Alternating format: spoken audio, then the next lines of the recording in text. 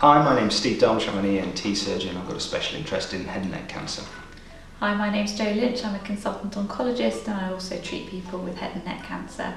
So in this video we're going to talk a little bit about how people initially present to the head and neck cancer service.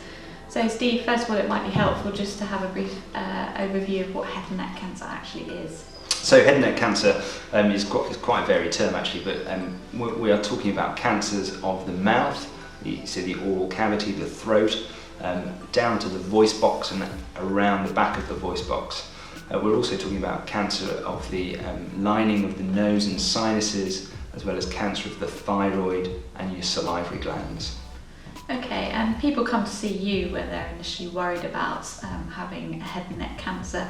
So what are the symptoms that you commonly see and which ones do you worry about the most? So symptoms that we commonly see at initial presentation would be change in voice, foreign body sensation, so feeling of something in the throat, but also difficulty in swallowing. Occasionally one-sided earache can be a worrying sign and should be investigated if there isn't a clear cause in the ear.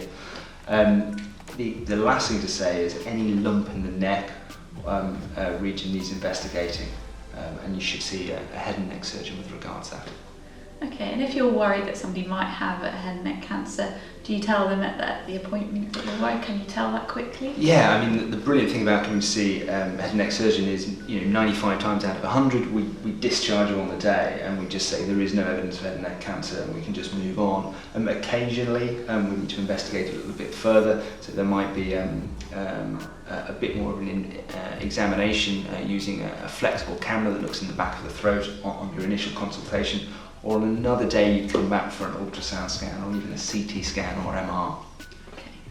And once people have been diagnosed, if they do have a head and neck cancer, then obviously there's a range of different treatment options depending on what type of cancer they have.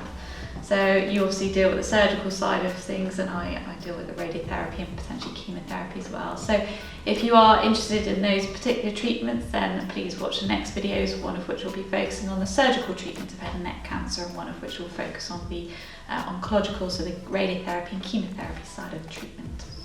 Thanks very much.